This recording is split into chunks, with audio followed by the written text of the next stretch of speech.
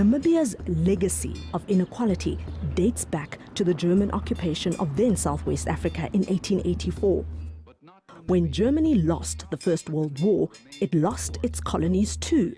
And from 1920, South Africa, which supported Britain during the war, took over the country's administration. Racial inequality would be further entrenched in Namibia when the National Party implemented apartheid in 1948. The German colonial period, although shorter than the illegal South African occupation, had a more devastating impact on the Nama and Herero people. Heroic Nama fighters like Chief Hendrik Witbooi led the resistance against the Germans. He died in battle. Germans committed genocide here, the first genocide of the 20th century. Namibians died in German concentration camps. Up to 100,000 Herero and 10,000 Nama perished during the extermination campaign. Despite this horrific history of dispossession, white Namibian farmers like Dietel Metzger insist there is no land to share. At independence in 1990, Namibia had 1.1 million people. I think now we've got 2.2 or 2.3 million people, so our population has doubled. And by definition with that, the land per capita has halved.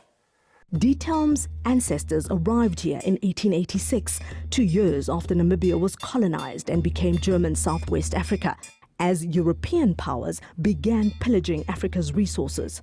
Although pictured here bearing weapons, Dietel says he knows nothing about how his ancestors first acquired Namibian land. He says the 10,000 hectares of farmland he now owns was bought by his grandfather in 1954 and owned by his father before he took over. He's leasing an additional 10,000 hectares for his hunting business. The Landless People's Movement says Namibian whites need to give back. We have met our white compatriots in the farming sector, and we've said to them, it's time to share.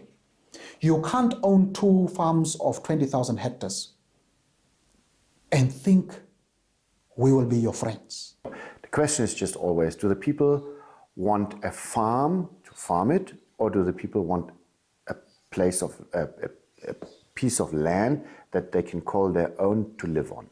What does it matter? It does matter. If we provide land to people to live on, it's a small piece of land where they can build a house or a hut, have a small garden, subsistence garden, and let the rest of the land be in production. Versus buying land, expropriating land on a bigger scale to settle people on.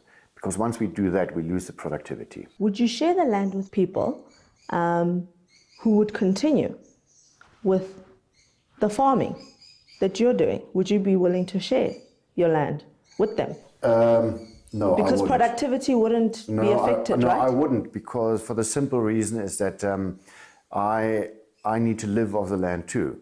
And I don't have anything else but the land. So I need to produce. I would like to expand my business, and I would also be willing to, in expanding, taking in other partners in sharing that. But the way I am situated currently with my family, I cannot share, because then I cannot live the life that I want to lead. The power relations are unequal. You have to give up. You have to give up. Because if you don't give up, the conditions on the ground will take it from you. That is right, and that's always the threat. And we get threatened with that all the time. How do you feel about righting the wrongs of the past? Because people were dispossessed of the land, it's a there has got question. to be some righting of that wrong, hasn't there? In principle, yes. That's right. The question is just, if I take it from my point of view, I haven't done anything wrong. I think I haven't done anything wrong. As far as I know, my ancestors, they haven't directly done anything wrong. How can I make something right that I haven't done wrong? Do you not see yourself as a beneficiary of a wrong that was committed? through colonialism? Strictly speaking, I might. But today, I look at history, there are things that happened many generations before. And at the end of the day, my first priority is my family and our life. And then I can look at other things and make it right. Let's go back to your great-grandfather. The land benefited him. Absolutely. Right? Why can't it benefit a landless Namibian just in the same way? You're asking me a difficult question. I cannot answer that. When we return, how do you respond to those who resent the fact that you're a minister, you can look after yourself, but you're benefiting from land reform, and that land reform should actually be benefiting the poorest the most? Well, and not people who are well off. No, it is a wrong, it's a misconception. Some of the facilities, those who were run by our white compatriots, are quite sophisticated.